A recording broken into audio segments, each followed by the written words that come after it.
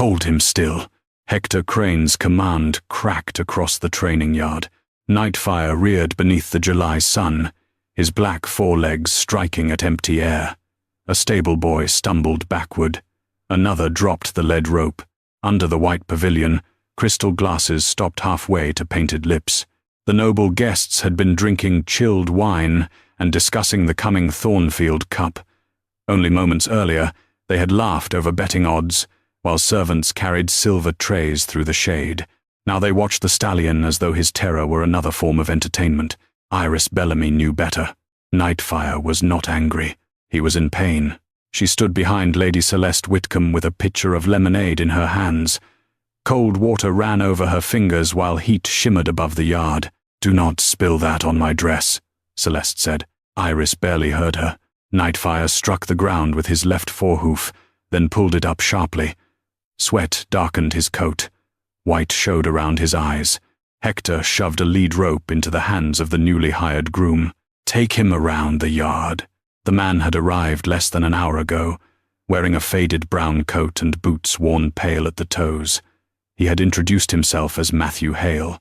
Nothing else about him seemed ordinary. He watched the horses before he watched the house. He noticed empty water troughs, damaged straps, and the way Hector's men lowered their eyes whenever their manager approached. Now Matthew studied Nightfire's stance. "He is favoring the left foreleg," he said. Hector's expression hardened. "You were hired to lead him, not diagnose him." Matthew stepped closer to the stallion without pulling the rope tight. "Easy." Nightfire's ears moved toward his voice. For 2 steps, the horse followed. Then his left hoof touched the earth. Nightfire screamed. The sound cut through the yard. He reared again, twisting violently. Jamie Lowe, a 16-year-old stable boy, froze directly beneath him. Matthew released the rope and threw himself at Jamie. He drove the boy out of the way just as Nightfire came down. One hoof shattered the wooden rail. Splinters flew across the yard. A jagged piece cut through Matthew's sleeve and opened his forearm. He landed hard in the dust. Hector rushed forward. "You fool. You frightened him." Matthew pushed himself to his feet. Blood ran from his arm to his fingertips. "I barely touched the rein." "You pulled too hard." "No." The single word carried more authority than any poor groom had a right to possess. Hector's face darkened. He snatched the riding crop from beneath his arm. "I will teach you how men obey at Thornfield." He raised it. Matthew caught his wrist before the crop descended. The movement was swift and controlled. Hector tried to pull away. He could not. For one breathless moment, the 2 men stared at each other. There was nothing submissive in Matthew Hale's face. "Raise that crop again," he said quietly, "and you may not be able to hold it tomorrow." Several guests gasped. Lady Celeste rose from her chair. How dare he threaten a servant of the Duke? Nightfire struck the ground again. His leg nearly gave way. Iris set down the silver pitcher. Celeste caught her sleeve. "Where are you going?" "To the horse." "You are serving me. The horse cannot wait." Iris pulled free and crossed the yard. The heat struck her the moment she left the pavilion. Dust clung to her brown skirt. Behind her, whispers followed every step. Hector turned toward her. "Go back to your duties." "No." She looked at Nightfire instead of him. The stallion's body trembled. His breathing came too quickly. "He is not fighting us," Iris said. "He is trying to escape pain." "You are a stable maid. I know what pain looks like." She approached Nightfire from the side, speaking softly. Matthew released Hector and moved toward the stallion's shoulder. Iris noticed how naturally the horse accepted him. She removed the linen cloth from her serving tray and placed it gently over Nightfire's eyes. Darkness calmed him. "Easy," she whispered. "Let me see." She ran her hand down his shoulder and lifted his left foreleg. Nightfire tried to pull away. Matthew placed one hand against his neck. The stallion stilled. Iris examined the hoof. The shoe was properly fitted. Most of the nails were dark iron. One was bright, silver. It had been driven at the wrong angle, deep into the sensitive flesh. Iris reached for the hoof pincers hanging beside the stall. Hector stepped forward. "Leave it," She looked up. For an instant, she saw fear in his eyes. Then it disappeared. Iris gripped the nail. Nightfire shuddered as she worked it loose. Blood appeared around the narrow opening. A murmur spread through the pavilion. With one final pull, the nail came free. Nightfire released a long breath. Iris slowly lowered his hoof. This time, he allowed it to rest on the ground. He did not rear. He did not strike. He simply stood, exhausted and relieved. Iris opened her palm. A tiny crescent had been stamped into the head of the silver nail. An accident, Hector said. The farrier was careless. No Thornfield farrier uses silver nails. The yard fell silent. Matthew stood beside Iris, his injured arm still bleeding. "You need that cleaned," she said. "It is only a cut. Men often say that just before they fall over." She led him into the shade beside the tack room. Then she poured clean water over the wound. Red water ran down his wrist. Across the yard, the guests slowly returned to their chairs. Servants refilled their glasses. The musicians began playing again. It was as though neither the wounded horse nor the wounded groom mattered now that the danger had passed. Iris wrapped linen around Matthew's forearm. He watched her tie the bandage. "You crossed the yard for a horse that might have crushed you. The horse did not choose to be hurt. And me?" She raised her eyes to his. "You saved Jamie. That still does not explain why you defied Crane." Iris tightened the knot. "I do not need to know a man's name before deciding he should not bleed." Something changed in his expression. He looked down at the silver nail in her hand. How many horses have suffered like this? Iris followed his gaze across the yard. Hector was watching them. Beside him, Lord Whitcomb slowly lowered his wineglass. Iris closed her fingers around the nail. "More," she said, "than he will ever admit. You will not touch Nightfire again." Hector Crane stood in the stable aisle with his riding crop tucked beneath one arm. The morning after the luncheon, the heat had already begun to gather beneath the tiled roof. Flies circled the water buckets. Horses shifted behind their doors, disturbed by the sharpness in Hector's voice. Iris held his gaze. "His hoof must be cleaned twice today. The farrier will handle it." "The farrier who allowed a silver nail into his shoe?" Hector stepped closer. "You embarrassed me before every important guest at Thornfield. I removed a nail from a suffering horse. You contradicted your superior." He pulled a small leather purse from his coat and removed several coins, 1 week's wages. Iris watched him return the coins to his pocket. "You cannot keep wages I have earned. I can dismiss you without a character reference." That silenced her. Without a reference, no respectable stable would employ her. Hector knew it. He also knew her room, food, and income all depended upon Thornfield. "You will clean the western stalls," he continued. "You will not approach Nightfire. You will not speak to the guests. And you will forget whatever story you are inventing about that nail." Iris tightened her fingers around the handle of her broom. "It was not a story." Hector smiled without warmth. "Your father also believed questions would protect him." He turned and walked away. Iris remained still until his footsteps disappeared.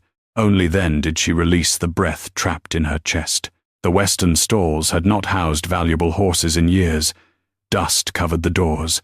Old saddles hung from iron hooks, their leather cracked with neglect. Iris had cleaned 2 stalls when someone entered the adjoining tack room. Matthew Hale appeared with his injured arm held stiffly against his side. The linen bandage she had tied the previous day was stained red. "You have opened the wound," she said. "It caught on a nail. A normal nail, I hope." The corner of his mouth moved. Iris pointed toward a wooden stool. "Sit." He obeyed without argument. That surprised her more than it should have. She unwrapped the bandage. The cut was not deep, but dirt had entered around the edges. "You should have kept this covered. I was working." "So was I." That did not prevent me from noticing. She poured clean water over the wound. Matthew did not flinch, though the muscles in his forearm tightened. His hands were rough enough to belong to a groom, yet several small details did not fit. His nails were clean. His posture remained straight, even while seated on a feed crate. And when Hector shouted, Matthew did not react like a man accustomed to being ordered. Iris wrapped fresh linen around his arm. Where did you learn to handle horses? Abroad. That is not an answer. It is the one I have. She tied the bandage. Then do not expect better answers from me. For the first time, he smiled. It changed his face. He looked younger, less guarded. Then his gaze moved toward the empty stalls. You knew what was wrong with Nightfire. Before anyone touched his hoof, I knew he was in pain. How? Iris gathered the bloodied cloth. My father taught me to watch what a horse avoids. A frightened horse looks for escape. An angry horse looks for something to strike. A horse in pain protects one part of himself. Your father was a trainer? The best Thornfield ever had. Matthew's expression became serious. What happened to him? Iris looked toward the open doorway. No one stood there. Still, she lowered her voice. 3 years ago, a stallion collapsed before an important race. Dr. Pell claimed my father had given it the wrong medicine. Did he? No. She answered too quickly, but she did not regret it. My father kept records of everything. Feeding times, injuries, medicines, shoe changes. He could tell you which groom had entered a stall by the way the bedding had been disturbed. Then why was he blamed? Because someone needed to be. And the Duke allowed it? Iris gave a quiet, humorless laugh. The Duke was somewhere in Europe. Hector dismissed my father. Dr. Pell signed the report. Lord Whitcomb supported them both. What did your father do? He spent the rest of his life trying to prove the report was false. Her hand stopped moving. He died before anyone listened. Matthew looked at her for several seconds. Why remain here? Because the horses did not accuse my father. Men did. The word settled between them. A soft step sounded outside. Jamie appeared in the doorway. He looked over his shoulder before entering. Miss Bellamy, what is it? The boy's face was pale. Yesterday morning, before Nightfire was brought out, I saw Mr. Crane near the farrier's tools. Iris glanced at Matthew. Did he touch them? Jamie nodded. He changed one of the small leather pouches. I thought he was checking the nails. Why did you not say this yesterday? Jamie's eyes dropped. My mother lives in a cottage owned by Thornfield. Mr. Crane said he would turn us out if I caused trouble. Iris placed a hand on his shoulder. You did the right thing by telling me. Will you tell him I spoke? No. Matthew leaned forward. Did Crane see you watching? I do not think so. Then behave as though you noticed nothing. Matthew said. Do not follow him. Do not search his rooms. And do not repeat this to anyone. Jamie looked uncertain. Iris nodded. Do exactly as he says. The boy slipped away. Matthew watched him leave. Hector frightens children to protect a careless farrier. No, Iris said. He frightens them because the farrier was not careless. She reached into the pocket of her apron and removed the silver nail. She had cleaned away the blood during the night. The crescent mark on its head was now clearly visible. Matthew took it carefully. His eyes sharpened. You recognize this? Not the maker. The mark. He turned the nail toward the light. I have seen it before. Where? In a report concerning another injured horse. Iris felt the room grow colder despite the heat. How many reports? 2 that I remember. Before she could ask more, a shadow crossed the doorway. Hector stood at the end of the aisle. His gaze moved from Matthew to Iris, then to the silver nail between them. He said nothing. He simply walked away. That evening, Iris returned to her small room above the laundry. The door was open. Her mattress had been cut. Her clothes covered the floor. The wooden box containing her father's letters had been emptied. Someone had searched everything. A folded piece of paper rested on her pillow. Iris opened it. The message contained only 2 sentences. Your father asked too many questions. Do not repeat his mistake.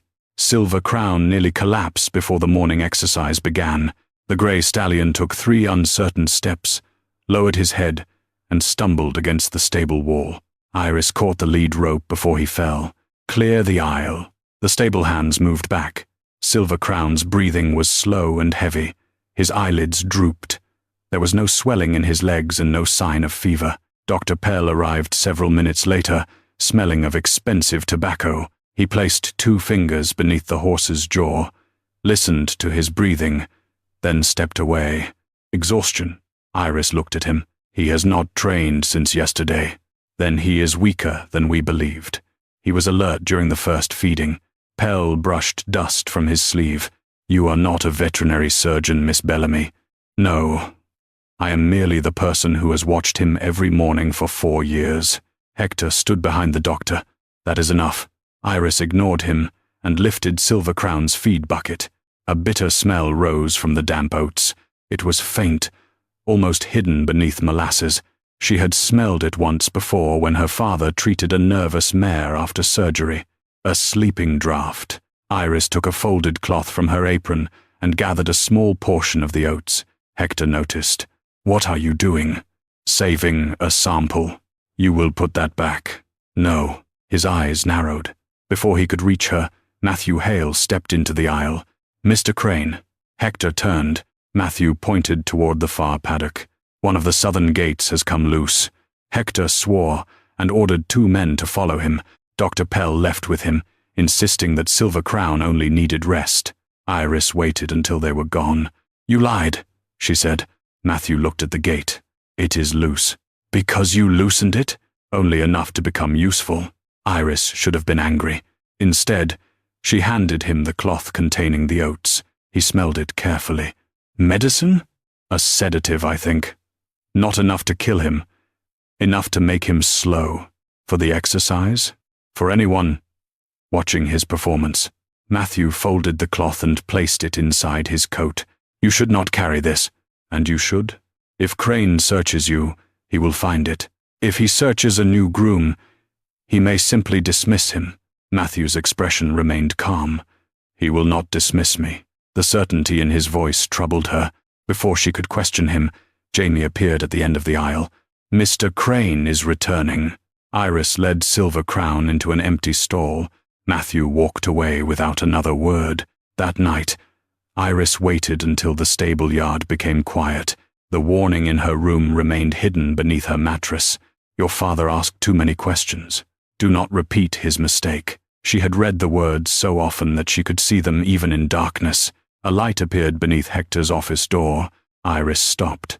Hector had gone to dine with Lord Whitcomb more than an hour earlier. No stable hand was permitted inside his office without permission. She moved closer. The door was not fully closed. Inside, someone was turning pages. Iris pushed it open. Matthew stood behind Hector's desk. A ledger lay before him. He did not appear surprised to see her. You should not be here, she whispered. Neither should you. You are searching his records. I am reading them. Without permission. Permission is rarely given to the people who need the truth. Iris closed the door behind her. If Hector finds you here, he will accuse you of theft.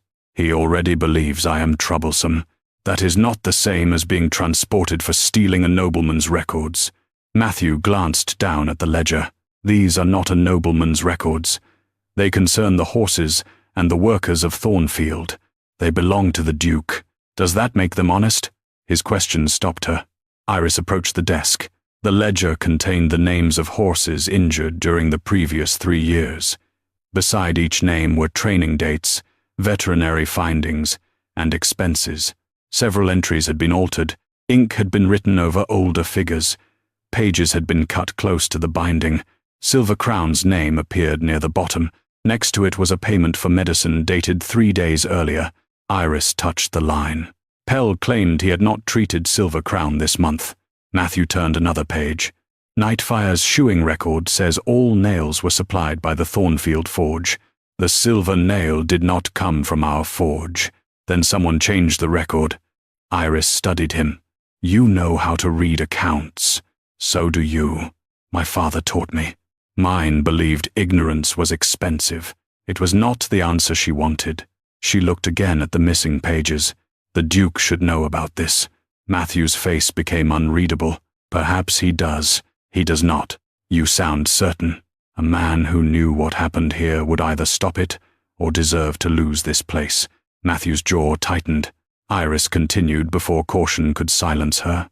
Hector is cruel because no one prevents him. Pell lies because no one examines his reports.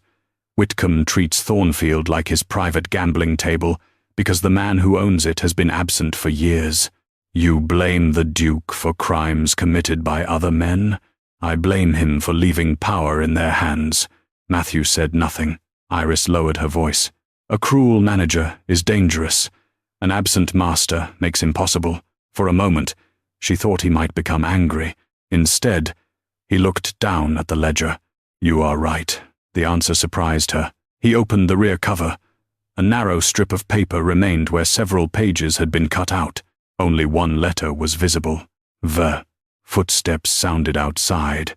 Hector. Matthew closed the ledger. There is a storage space behind that cabinet. Iris stared at him. How do you know? I noticed the hinge yesterday. He pulled the cabinet aside, revealing a narrow opening. They slipped inside just before the office door opened. The space was barely large enough for 2 people. Iris's shoulder pressed against Matthew's chest. His breath touched her hair. Through a crack in the wood, she saw Hector enter with another man. Lord Whitcomb's voice followed. The final race is in 6 days. Hector lowered his voice. Nightfire will not finish it. And Bellamy's daughter? A pause. Iris felt Matthew become completely still behind her. Hector answered. The same thing we did to her father. Iris stopped breathing. Inside Hector's office, Lord Whitcomb gave a quiet laugh. You assured me Bellamy was finished 3 years ago. He was, Hector replied. The daughter is more stubborn. And the groom? Hale knows too much.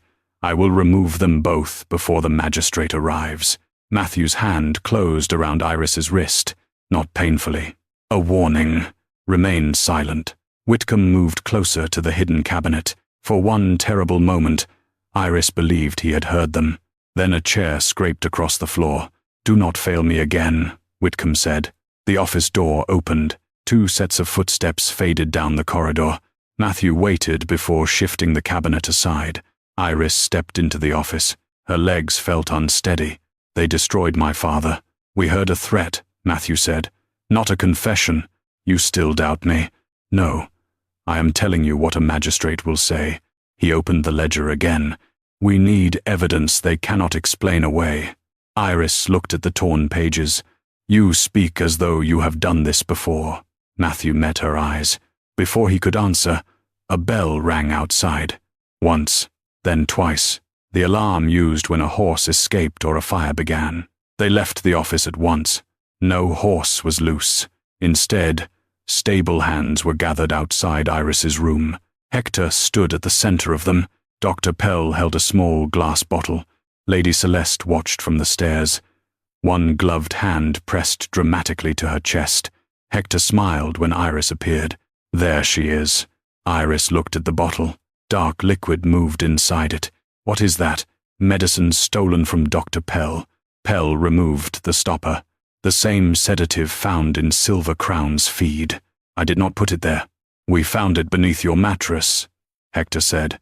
Iris stared at him. Someone had searched her room the night before. Now she understood why. Hector turned toward the workers. Miss Bellamy resented being denied authority. She injured Nightfire, then pretended to save him. When Silver Crown was drugged, she blamed me. That is a lie. Lady Celeste descended the stairs. Your father was dismissed for the same offense. My father was innocent, and so is every criminal, according to his daughter. A few guests had followed Celeste from the house. Their whispers spread through the yard. Hector pointed toward Iris. Lock her in the feed room until the magistrate arrives. 2 men stepped forward. Matthew moved between them. No one touch her. Hector gave a cold smile. The poor groom returns to defend his little stable maid. She has done nothing. You were found with her in my office. Iris looked sharply at Matthew. Hector knew. You searched my records, Hector continued.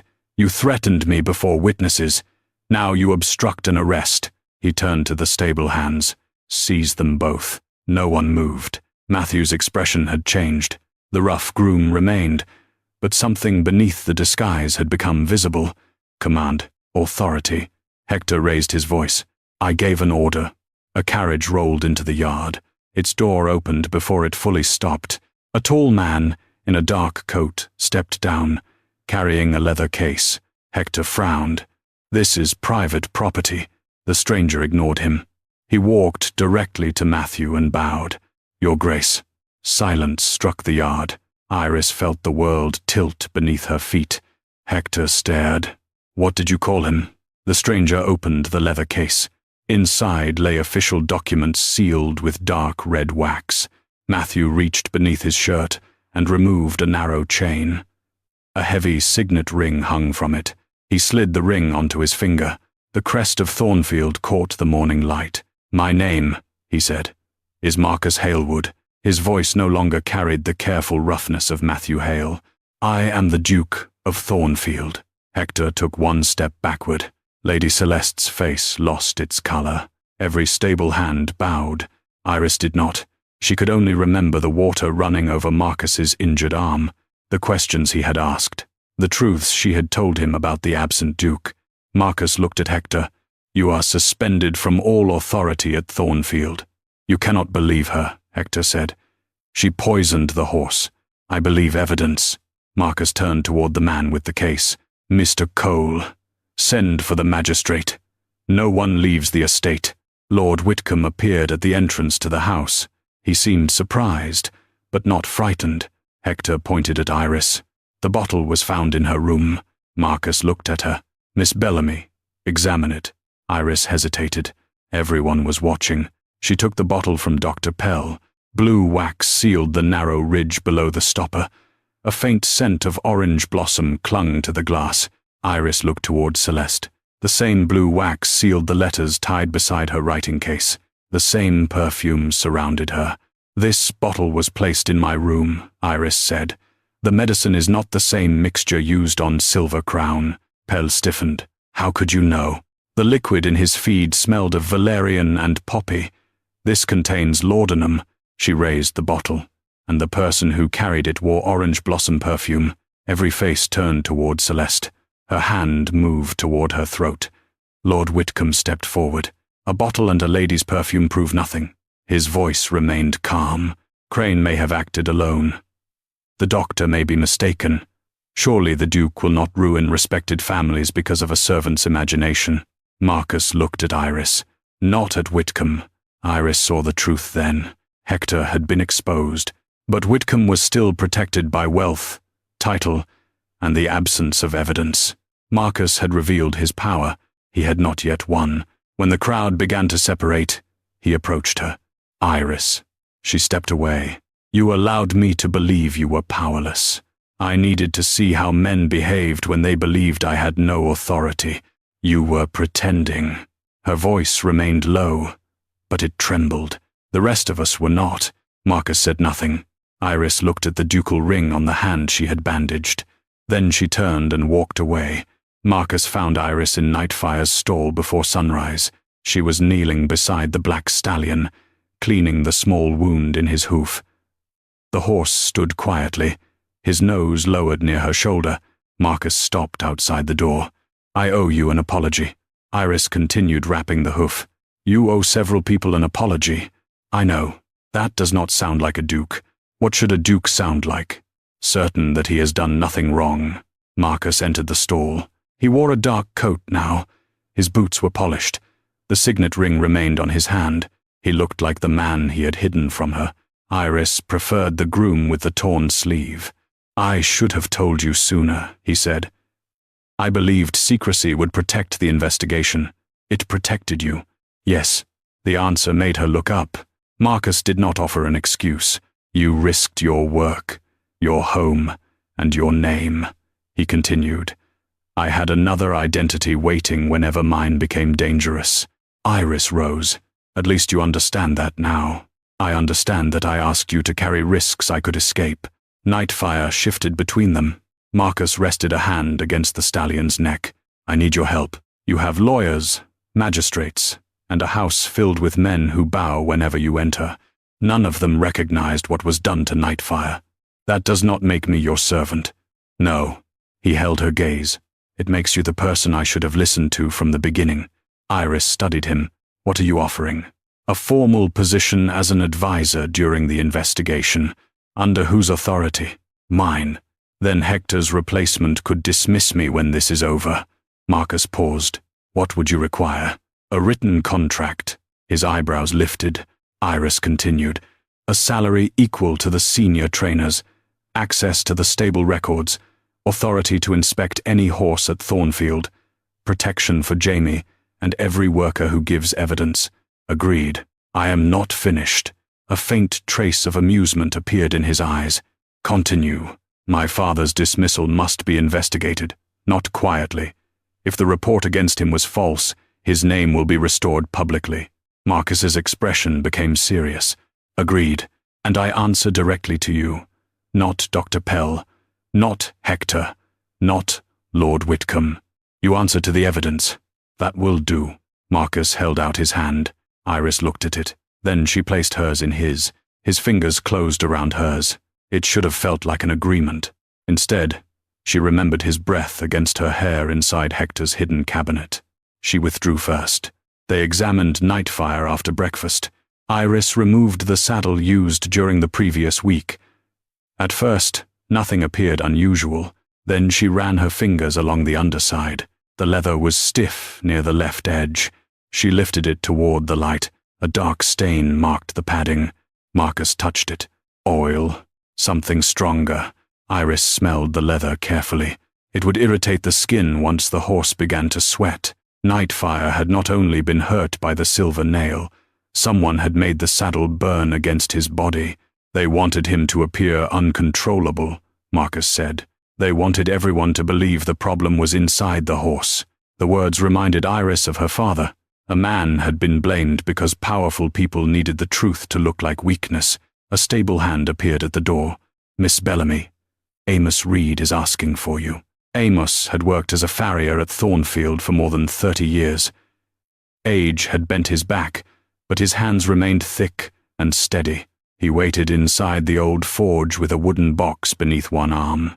When Marcus entered behind Iris, Amos bowed awkwardly. Your Grace. Marcus closed the door. You asked for Miss Bellamy. Amos placed the box on the workbench. I should have given this to her years ago. Inside lay a worn leather journal. Iris recognized her father's initials on the cover. E.B. Her hands trembled as she lifted it. Where did you find this? Your father gave it to me a week before Hector dismissed him. Why did you keep it?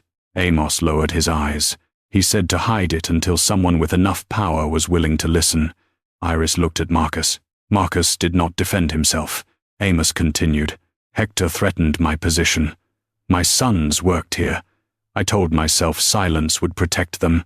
Did it? Iris asked. No. The old man's voice broke. It only protected Hector. Iris opened the journal. Her father's handwriting filled every page. He had recorded injured horses, altered medicines, damaged equipment, and unexplained payments. Several pages contained drawings of horseshoes. Beside one sketch was a silver nail marked with a crescent. Marcus moved closer. The same mark. Iris read the entry beneath it. 3 years earlier, her father had found 2 identical nails in the shoe of a stallion owned by Lord Whitcomb's rival. Dr. Pell had dismissed the discovery. Hector had ordered the nails destroyed. Her father had kept one. Amos opened a drawer and removed a small cloth packet. Inside lay another silver nail. The crescent marks matched. Do you know where these were made? Marcus asked. Amos nodded. Blackmere Forge. It stands on Lord Whitcomb's land. Marcus turned the nail between his fingers. Can you prove Whitcomb ordered them? I saw a receipt once, Amos said. The order was placed through an agent. What was his name? Samuel Pike. Marcus looked toward Mr. Cole, who had entered quietly behind them. Cole opened a small notebook. Samuel Pike died last winter. Iris closed her father's journal. Then either a dead man is buying horseshoe nails, or someone is still using his name. Marcus looked at her. We leave for Blackmere tomorrow. You mean your investigators leave? No. Whitcomb knows my men, and he does not know me. He believes you are a stable maid he has already discredited. Iris placed the journal inside the wooden box. Then he has made another mistake. Outside the forge, a man stood beyond the paddock fence. The moment Iris saw him, he turned away. A black horse waited beneath the trees.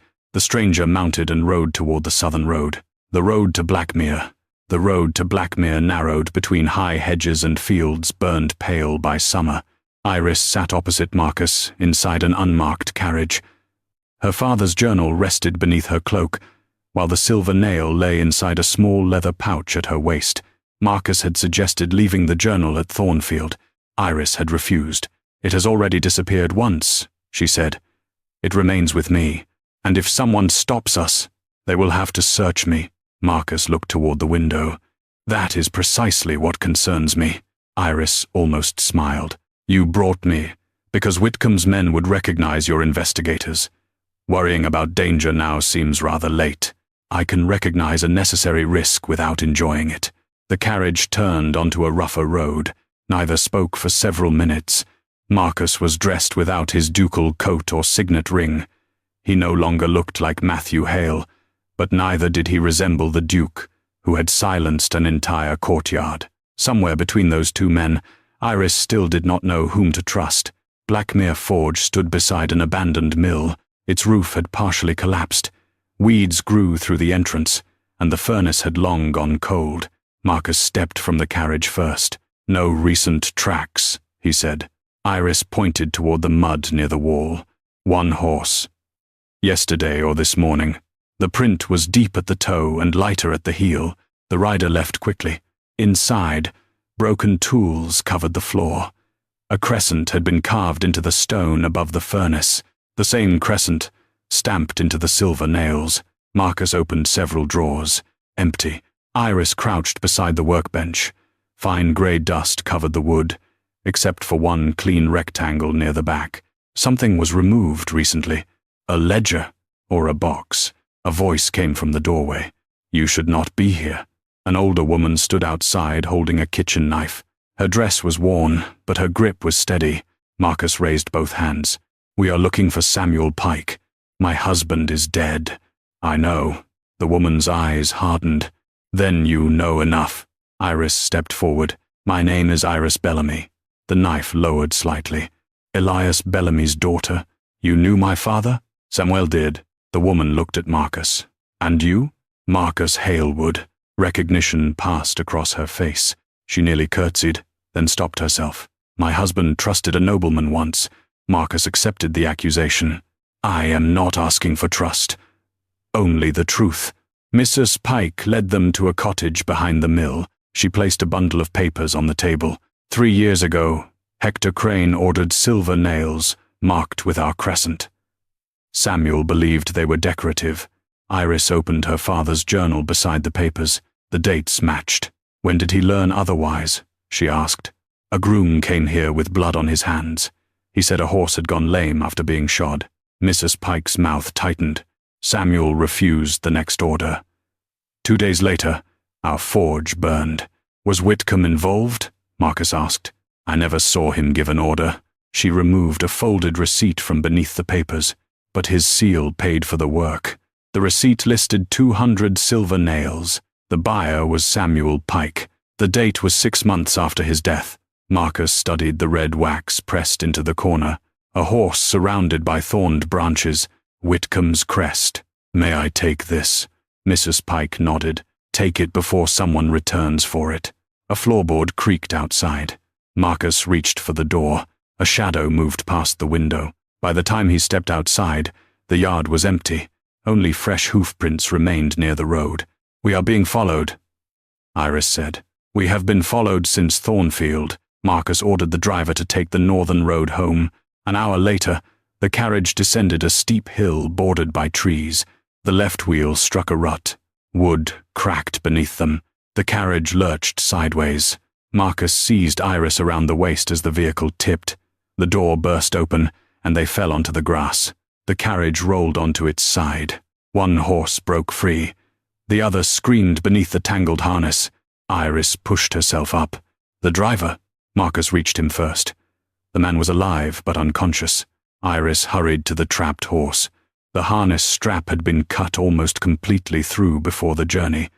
Only a thin strip of leather had remained. "This was not the road," she said. "Someone damaged it." Marcus freed the horse and examined the broken wheel. "The axle pin is missing." Hooves sounded from the hill above. 3 riders appeared between the trees. Marcus looked toward an abandoned barn across the field. "Can you run?" Iris lifted her skirt. "Can you?" They carried the driver into the barn and barred the door. The riders passed once, then returned more slowly. Marcus stood beside the window with a broken piece of wood in his hand. Iris noticed blood near his temple. "You are hurt." "It is nothing. You said that before." She pulled him down behind a stack of hay and cleaned the cut with water from her flask. The riders stopped outside. Marcus remained still as Iris pressed linen against his skin. "Nightfire saved my life in France," he whispered. "I was trapped beneath a fallen horse. He pulled free under gunfire and dragged me behind our line." Iris looked at him. "That is why you came yourself. He trusted me when every instinct told him to run." His eyes met hers. "I returned to find men using pain to make him appear dangerous." Iris's fingers remained against his face. For one breath, neither moved. Marcus leaned closer. A board snapped outside. They separated. Someone struck the barn door. Iris looked toward the rear wall. A row of old horseshoes hung above a narrow opening. "Those shoes are wet," she whispered. "Someone used that passage recently." They slipped through the hidden door and followed an overgrown track toward the river. Behind them, the barn door gave way. By dusk, they reached Thornfield on borrowed horses. Mr. Cole met them outside the forge. His expression told Iris something was wrong. "The locked room was entered while you were gone." Iris ran inside. The wooden box remained on the table. It was empty. Her father's journal had vanished. On the floor lay one torn page. Iris lifted it. At the top was the date of the Thornfield Cup. Beneath it, her father had written one sentence: "Nightfire will be their final proof." The London newspaper arrived before breakfast. By noon, every guest at Thornfield had read it. Iris found a copy nailed to the stable door. The headline stretched across the page: "The Duke and the Stable Girl." Beneath it, the article called her the daughter of a disgraced horse trainer. It claimed she had invented the silver nail to gain Marcus's attention. It described her private meetings with him. It mentioned their journey to Blackmere. It even suggested that Marcus had endangered Thornfield's reputation because he had become infatuated with a servant. Iris tore the page from the door. Someone behind her laughed. Lady Celeste stood beside the stable entrance in a pale riding dress. "You wanted the world to notice you," Celeste said. "Now it has." Iris folded the newspaper. "Did your father send this to London?" Celeste's smile faded. "My father does not concern himself with stable gossip. No. He pays other people to do it for him." Celeste stepped closer. "You may have fooled the Duke, but the Racing Council will not accept the word of a woman who sleeps above a laundry." Iris looked past her. 3 carriages were approaching the main house. Each carried the crest of the National Racing Council. Celeste smiled again. "You should prepare yourself." The council met in Thornfield's library. Marcus demanded that Iris attend. The 5 men seated around the long table did not welcome her. Sir Alistair Crowe, the chairman, placed the newspaper beside her father's torn journal page. "Thornfield's reputation has already suffered," he said. "We now hear allegations of sabotage, falsified veterinary reports, and improper conduct between the Duke and a female employee." Marcus's voice became cold. "Miss Bellamy's private life is not under your authority. Her credibility is." Iris remained standing. What evidence would satisfy the council? Sir Alistair looked at her as though surprised she could speak clearly. "Independent veterinary findings. Original records. A witness without financial dependence upon the Duke. My father's journal contained those records, and now it is missing because someone stole it." "Convenient." Marcus rose. "That is enough." Sir Alistair did not move. "Unless Thornfield provides proof before the Cup, the council will suspend this estate from competition. Nightfire will be removed from the final race." "And if Dr. Pell's report is accepted?" Iris asked. The chairman looked toward her. "The horse may be declared dangerously unsound." Marcus's hand tightened on the back of his chair. "You will not destroy him. Then give us evidence." The council left before sunset. Marcus found Iris in the empty viewing stand. Below them, Nightfire moved slowly around the paddock. His step had improved, but he still protected the wounded hoof. Marcus held the newspaper in one hand. "I can stop this." "How?" We announce an engagement." Iris turned toward him. He continued before she could answer. "No one would dare call you my mistress. Your position at Thornfield would be protected. The council would be forced to treat you with respect, because I became a duchess, because your name would be joined to mine. My name is not the problem. Iris." She stepped away from him. "A title might silence the newspaper. It will not prove my father innocent. It will not prove Nightfire was injured deliberately. It would give us time. And what would it cost you?" Marcus frowned. "That is not the question. It is exactly the question. Do you wish to marry me, or do you wish to repair a scandal?" His silence lasted too long. Pain crossed his face. Iris looked toward the paddock. "I will not become another arrangement made for Thornfield's convenience. I was trying to protect you. You cannot protect me by turning me into evidence." Marcus lowered his voice. "What do you want from me? Stand beside me when I speak. Do not replace my voice with your name." A small grey pony galloped through the southern gate. Its saddle was empty. Iris recognized it at once. Jamie's horse. She ran down the steps. The pony stopped near the stable yard, trembling and covered in sweat. A strip of red wool had been tied around the saddle strap. Jamie had worn a red waistcoat that morning. Iris pulled the fabric free. There was blood on one edge. Marcus called for the guards. A stable hand named Thomas backed away from the crowd. Iris saw fear in his face. "You know something." Thomas shook his head. Marcus moved toward him. "Speak." The man began to tremble. "Hector came before dawn. He said the magistrate had released him." "That is false," Marcus said. "He had 2 men with him. They took the boy." "Where?" Iris asked. Thomas looked toward the southern fields, the old weighing house near the racecourse. Marcus ordered the guards to saddle horses. "I am coming," Iris said. "No. Hector wants Jamie because he spoke to me. He wants you as well. Then leaving me here does not make me safe." Marcus stared at her. She did not look away. At last, he nodded. "We go with the magistrate's men." "That will take time," Mr. Cole warned. "The nearest constable is 6 miles away." Marcus reached for his coat. "We do not have time." Iris caught his arm. "If you enter Whitcomb's land with armed men, he will claim you abducted Jamie and planted every piece of evidence. A boy may be injured, and Hector expects you to act in anger." Marcus looked toward the empty saddle. Iris lowered her voice. "We bring the magistrate. We bring witnesses. We give Hector no lie large enough to escape through."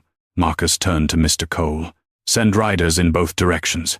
Bring the magistrate and every available constable." A stable bell rang behind them.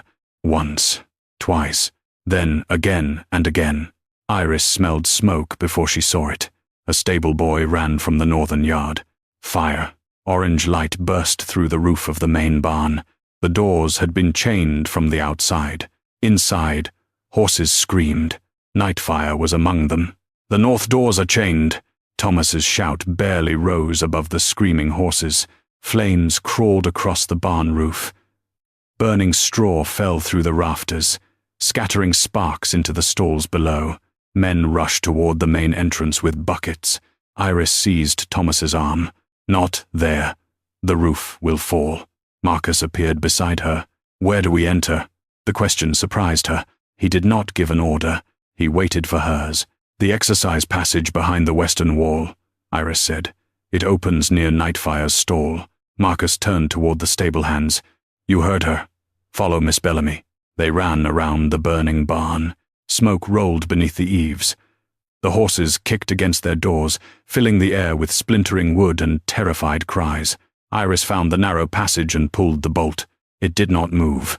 "It has been wired shut." Marcus struck the metal with a hammer. Once, twice, the wire snapped. Heat struck them when the door opened. Iris wrapped a wet cloth over her mouth. "Release the horses 1 row at a time. Cover their eyes. Do not let them see the flames." Marcus repeated every instruction.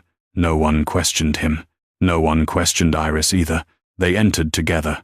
Smoke turned the aisle black. Iris reached the first stall and threw a cloth over the mare's eyes. Marcus opened the rear gate while Thomas led her toward the paddock. Another horse followed. Then another. A beam crashed behind them. Marcus pulled Iris against the wall as sparks filled the aisle. You should leave. So should you. Nightfire is at the far end. Then stop wasting breath. They moved deeper into the barn. Nightfire was striking his stall door with both forehooves. Fire burned along the wall behind him. Marcus reached for the latch. Iris stopped him. He will bolt. He will burn if we wait. He will kill himself if we frighten him. She called the stallion's name. Nightfire turned toward her voice. Marcus stood near his shoulder while Iris covered the horse's eyes. Together, they guided him through the smoke. The stallion trembled, but he followed. A burning section of roof collapsed across the aisle. Marcus pushed Iris and Nightfire through the opening. The beam struck the ground behind him. Marcus. For one terrible moment, she could not see him. Then he emerged through the smoke with blood running from his hand. They reached the paddock as the central roof gave way. Nightfire tore the cloth from his eyes and reared against the orange sky. Marcus caught the lead rope. Iris placed one hand against the stallion's neck. You are safe. Nightfire lowered his forelegs. The fire had begun in the records room beside Hector's old office. Mr. Cole discovered an empty oil jar near the broken window. A length of chain lay beside the northern doors. This was meant to destroy the records, Iris said. Marcus looked toward the burned roof. And anyone unable to escape. A rider entered the yard before dawn. The magistrate had arrived with 4 constables. Iris showed him the chain, the oil jar, and the cut carriage harness. Mrs. Pike's receipt was placed inside his case. Marcus did not demand an immediate arrest. He allowed the magistrate to examine every object. When the man finished, he looked toward the southern road. The evidence is enough to search the old weighing house. They left at first light. The weighing house stood beyond the abandoned racecourse. Its shutters were closed. 2 horses waited behind the building. The magistrate ordered the doors opened. No one answered. The constables forced their way inside. Jamie lay bound beside a stack of empty grain sacks. His face was bruised, but he was conscious. Iris knelt beside him. You are safe now. The boy shook his head. Hector left before sunrise. He said the fire would make everyone forget me. What did he want? He wanted me to sign a statement. Jamie pointed toward the table. A paper claimed that Iris had paid him to place the silver nail in Nightfire's hoof. The signature at the bottom had been written in a trembling hand. I refused, Jamie whispered. Then he said my mother would lose her cottage. The magistrate collected the statement. Did anyone else come here? Dr. Pell, Jamie swallowed. He brought the medicine used on Silver Crown. He told Hector the Duke would have no choice but to destroy Nightfire after the final examination. Marcus became still. Why? Because the horse knows him. Iris looked at the boy. What do you mean? Nightfire becomes frightened whenever Pell approaches his left side. Pell said the Duke would think it was madness. They returned to Thornfield near midday. Lady Celeste waited inside the library. Her blue writing case rested on the table. I wish to speak privately, she said. Marcus remained standing. Miss Bellamy stays. Celeste looked at Iris, then opened the case. Inside were letters bearing Hector's name. My father ordered me to place the bottle in her room, Celeste said. He said it would only frighten her away. You entered my room? Iris asked. I gave the bottle to my maid. Did you know about the horses? No. Celeste's voice shook. I knew father influenced races. I believed he paid riders to lose. I did not know he injured animals. She removed one final letter. It instructed Hector to silence Elias Bellamy and destroy his records. Iris took it with both hands. Her father's name appeared 3 times. Marcus looked toward Celeste. Will you repeat this before the magistrate? Her face became pale. Yes. The library door opened. Dr. Pell entered with 2 representatives from the Racing Council. He carried a sealed medical report. I have completed Nightfire's examination, he announced. Marcus stepped toward him. You are no longer authorized to examine any horse on this estate. The council authorized it. Pell placed the report on the table. Nightfire suffers from a hereditary disorder of the nervous system. The condition explains his violent behavior and repeated collapses. Iris opened the report. The diagnosis had been signed by 2 physicians she did not recognize. Sir Alistair entered behind them. If the findings are confirmed, he said, Nightfire will be declared dangerous. Marcus's voice became quiet. And then, the chairman looked at the black stallion through the window. He will be destroyed before the Thornfield Cup. Part 9. The final proof. The Thornfield Cup began beneath a sky filled with banners. Carriages crowded the field. Noble families gathered beneath striped pavilions. Bookmakers shouted odds, while grooms led restless horses toward the starting enclosure. Nightfire stood inside a guarded stall. He wore no saddle. Iris had refused to let anyone prepare him for the race. The racing council had ordered a public hearing before deciding whether he would be destroyed. A long table had been placed beside the track, where every guest could witness the evidence. Lord Whitcomb arrived with 2 lawyers. He bowed to Marcus, as though they were still friends. "This spectacle will damage us both," Whitcomb said. Marcus did not offer his hand. "The truth has already damaged you." Whitcomb smiled. "You have a receipt, a frightened boy, and the accusations of a servant. That is not truth." Iris stood beside Marcus with the silver nail inside her pocket. "My father was called a servant when he tried to warn you." Whitcomb looked at her. "And where is his journal?" Iris did not answer. The missing journal remained their greatest weakness. Sir Alistair opened the hearing. Dr. Pell presented his report first. He described Nightfire as unstable and dangerous. He claimed the stallion's violent behavior came from an inherited disorder that could not be treated. "The horse may appear calm," Pell said, "then attack without warning." Iris stepped toward the table. "Did you examine his injured hoof?" Pell hesitated. "The wound was superficial." "Did you test the saddle oil?" "I found no reason to do so." "Did you examine Silver Crown's feed?" "Miss Bellamy has no medical training." Sir Alistair raised one hand. "Answer the question." Pell's mouth tightened. "No." Iris placed the cut saddle, the silver nail, and the sample of oats before the council. Nightfire reared when this nail entered sensitive tissue. His saddle carried an irritant beneath the left side. Silver Crown was drugged before training. Pell shook his head. "Observations are not proof." A carriage stopped near the table. An elderly man stepped down with Mr. Cole's assistance. Amos Reed carried a leather case. Beside him walked a physician from the Royal Veterinary College. The physician bowed to the council. "I examined Nightfire this morning. I found no evidence of hereditary madness." Pell rose. "That animal is dangerous." "He is injured," the physician replied. "His reactions are consistent with pain and repeated mistreatment." A murmur spread through the crowd. The physician opened the leather case. Inside were sealed samples from Silver Crown's feed and the oil taken from Nightfire's saddle. The feed contained a sedative mixture. The saddle oil contained a compound designed to inflame the skin. Pell's face lost color. Lord Whitcomb leaned toward his lawyers. Sir Alistair turned to Amos. "What can you tell us about the nails?"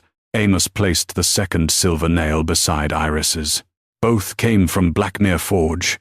Both carry Samuel Pike's crescent." Mrs. Pike stepped forward with the receipt. "My husband refused to make more after learning they were used to injure horses." Whitcomb's lawyer examined the document. "This receipt names Samuel Pike as the buyer. It does not name Lord Whitcomb." Mrs. Pike looked directly at him. "My husband had been dead for 6 months when that order was signed." She pointed toward the wax seal, but Lord Whitcomb's crest was not dead. The crowd became silent. Whitcomb stood. "A seal can be stolen." Lady Celeste rose from among the guests. "So can a daughter's obedience." Her father stared at her. Celeste carried the letters she had shown Marcus. "I delivered messages because my father told me they concerned gambling debts. I placed a bottle in Miss Bellamy's room because he promised no one would be harmed." She placed the letters on the table. "This one ordered Hector Crane to silence Elias Bellamy. This one ordered the stable records destroyed. This one instructed Dr. Pell to declare Nightfire mad." Whitcomb's control finally broke. "You foolish girl." Celeste flinched. Then she faced the council. "My father said Nightfire had to die because a dead horse could not reveal where it hurt." 2 constables brought Hector from a carriage near the field. His wrists were bound. The magistrate followed. "Hector Crane was arrested near the Northern Road," he announced. "He carried this." He opened a leather satchel. Iris recognized it. Her father's journal. She crossed the field before anyone could stop her. The leather was scorched, but most pages remained intact. Hector looked away. The magistrate placed the journal before Sir Alistair. We also recovered payment records from Crane's rooms. They connect Dr. Pell, Lord Whitcomb, and several fixed races over the past 3 years. Pell stepped backward. One constable blocked him. Whitcomb's lawyer whispered urgently. Whitcomb ignored him. He pointed toward Nightfire's stall. If the horse is sound, let him race. The crowd stirred. Whitcomb smiled. Miss Bellamy claims she understands him. The Duke claims the animal is safe.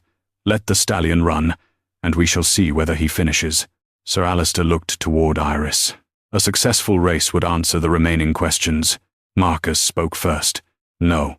Every face turned toward him. Iris looked at Nightfire. The stallion stood quietly, but his injured hoof remained wrapped.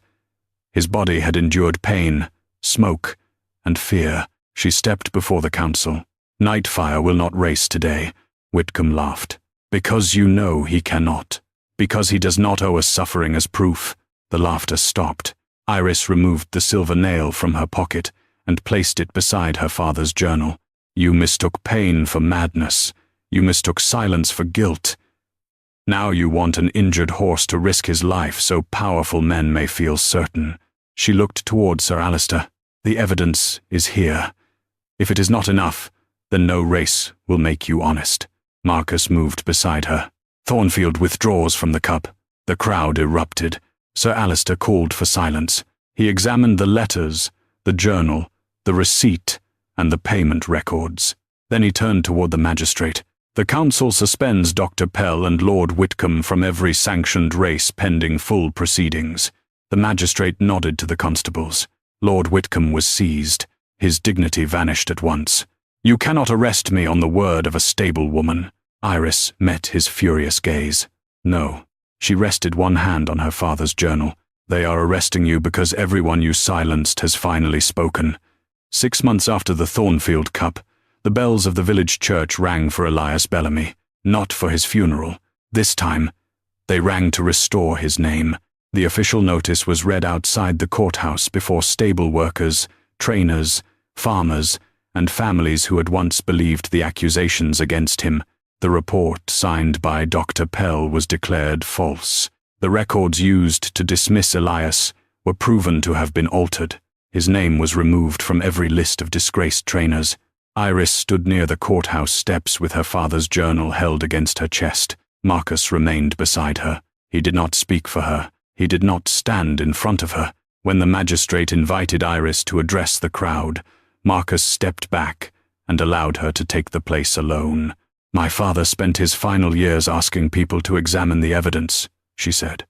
Most refused because the truth came from a man without wealth or title. The crowd became silent. He did not need powerful men to invent justice for him.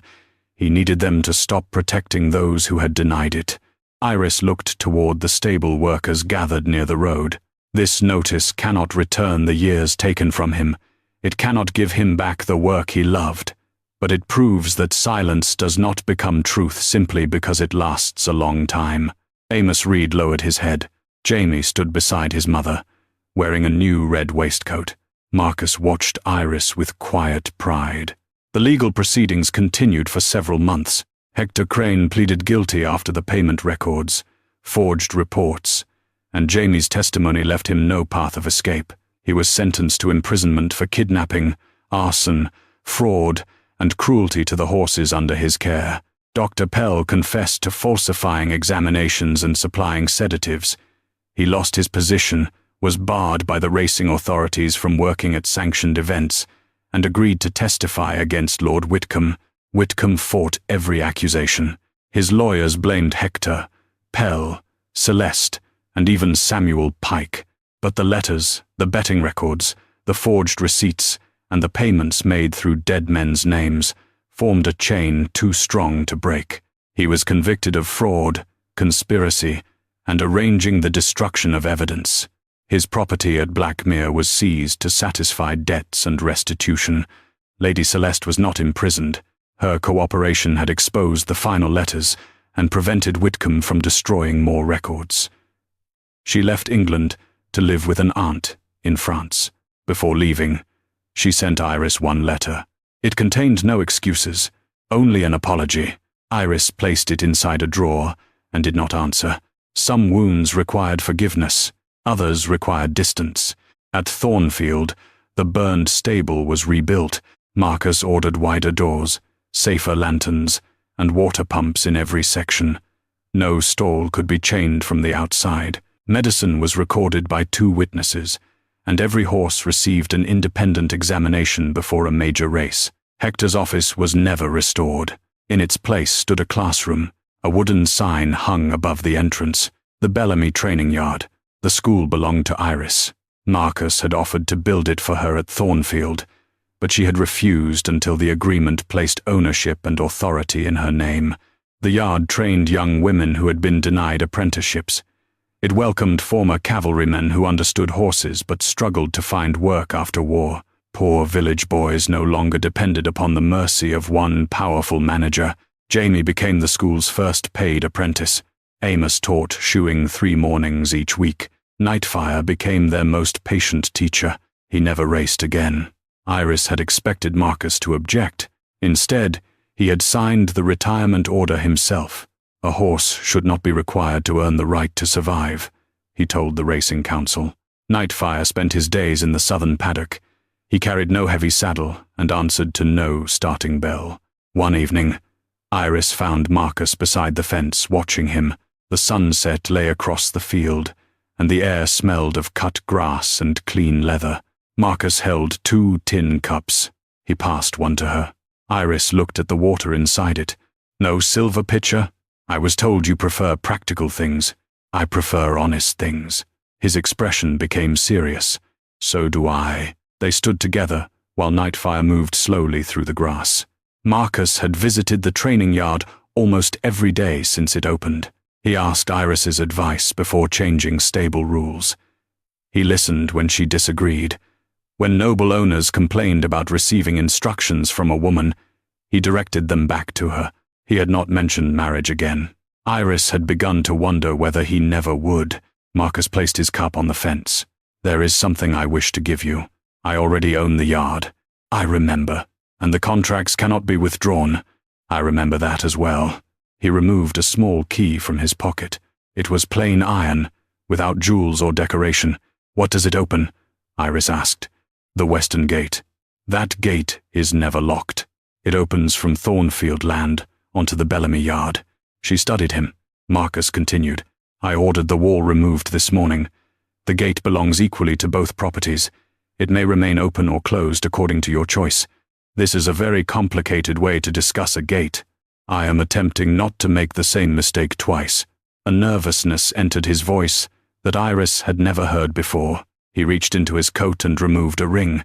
I do not want to marry you to repair a scandal. I do not want your name absorbed into mine, and I will not ask you to abandon what you built. He held the ring between them. I love the woman who crossed a crowded yard because a horse was in pain. I love the woman who told a duke he had failed before she knew he was standing beside her. Iris's eyes burned. Marcus lowered his hand slightly. I am not offering protection. You have proven you can protect yourself. Then what are you offering? My loyalty, my honesty, and every day I have left to become worthy of yours. Iris looked toward the new gate. It stood open between Thornfield and the yard bearing her father's name. You may still close it, Marcus said. She took the iron key from his hand. Then she took the ring. I may, she answered. But not today. 1 year later, Nightfire rested beneath an oak tree while students practiced in the training field. Marcus approached Iris, carrying 2 tin cups of water. She accepted one. Inside the classroom, the first silver nail rested beneath glass beside her father's journal. A single sentence had been carved beneath it. Pain is often mistaken for disobedience by those who never look closely. Iris watched Marcus offer water to a tired apprentice before serving himself. Then she looked across the open gate between their 2 homes. For the first time in her life, no one had given her a place. She had built one, and the man she loved had learned how to enter it without taking it from her.